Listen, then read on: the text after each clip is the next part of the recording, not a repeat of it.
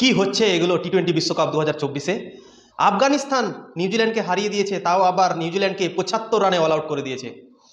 আফগানিস্তান প্রথমে ব্যাটিং করেছিল আর 159 রান করেছিল।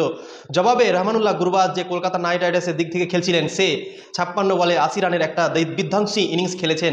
আর ইব্রাহিম জাদরানও 44 রান করেছেন। দারুণ ওপেনিং পার্টনারশিপ করেছিলেন সে রহমানুল্লাহ গুরবাজ আর ইব্রাহিম জাদরান, দিয়ে 159 রান করেছিল আর 160 রানের টার্গেট দিয়েছিল নিউজিল্যান্ডকে। আর সেই নিউজিল্যান্ডকে 75 রানে মাত্র অল আউট করে দিয়েছে সেই আফগানিস্তানের বোলাররা। 4 উইকেট নিয়েছেন ফাজল হক ফারুকি, দারুণ বোলিং পারফরমেন্স। আর রাশিদ খান নিয়েছেন 4 উইকেট, মাত্র 17 রান দিয়ে। কি হচ্ছে এগুলো টি-20 বিশ্বকাপ 2024-এ? ইউএসএ পাকিস্তানকে হারিয়ে দিল দুদিন আগে, আর কালকে হারালো কানাডা আইল্যান্ডকে হারিয়ে দিল, আর আজকে আফগানিস্তান নিউজিল্যান্ডকে হারিয়ে দিল। আপসেটের পর আপসেট হচ্ছে এই টি-20 বিশ্বকাপ 2024-এ। কেউ বুঝতে পারছে না কি হচ্ছে এগুলো, কেননা ছোট ছোট দল বড় বড় দলকে হারিয়ে দিচ্ছে।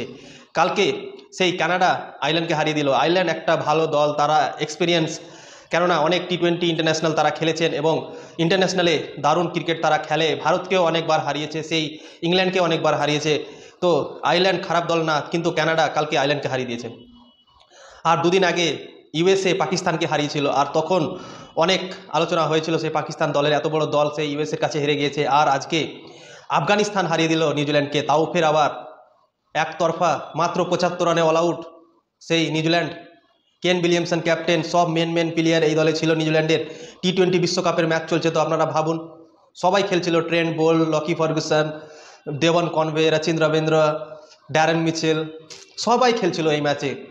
আর সেই আফগানিস্তান আসানিসে হারিয়ে দিল, আজকে একতরফা ম্যাচ হারিয়ে দিল সেই আফগানিস্তান নিউজিল্যান্ডকে, মাত্র 75 রানে অল আউট করে দিল।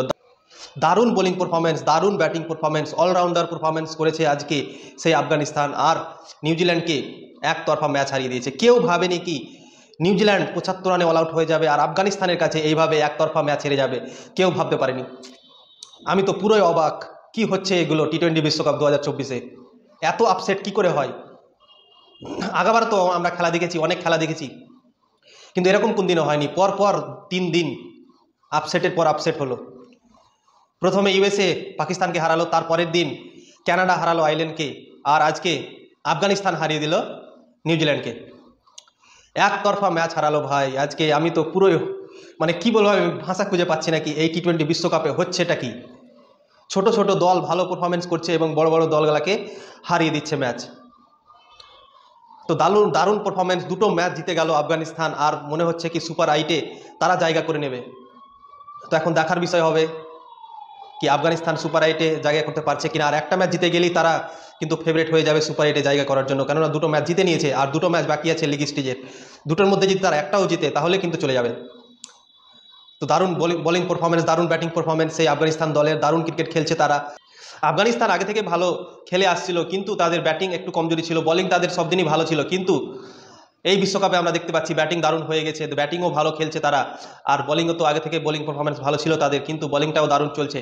তো ওভারঅল একটা বড় টিমে পরিবর্তন হচ্ছে সেই আফগানিস্তান, হচ্ছে নয় অলরেডি হয়ে গেছে, আপনারা ভেবে নিন। নিউজিল্যান্ডের মতো দলকে 75 রানে অল আউট করে দিয়েছে আর একতরফা হারিয়ে দিয়েছে, ভেবে নিন একটা বড় দলে হয়ে গেছেন সেই আফগানিস্তান।